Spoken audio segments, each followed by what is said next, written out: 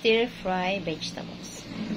Tara guys, lutuin natin ang masustansyang pagkain na to. And now guys, luto naman tayo ng stir-fry na vegetable. I-stir-fry lang natin yan guys ha. Stir-fry lang. Sa kawali, magkagyan na tayo ng butter. Okay? Go. Yan. Butter, butter, butter. Ilagay na natin ngayon ang bawang at sibuyas guys. Yan. Then, patuloy lang natin itong bawang at sibuyas ha. Hanggang sa mag-transparent siya. Yan na guys. Luto na yung ating bawang at sibuyas. Ilagay na natin itong carrots at sayote. Stir-fry lang to guys ha. Stir-fry lang.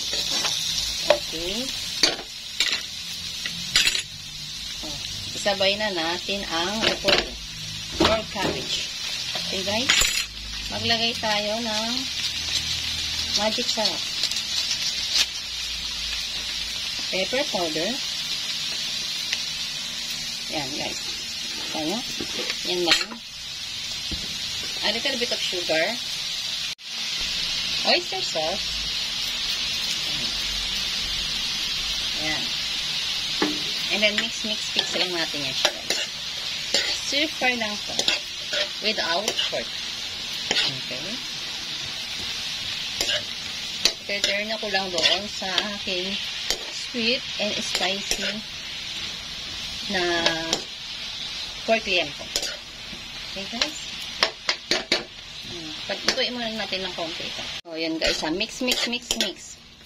Diba? Then, lagyan natin ng konting sesame oil.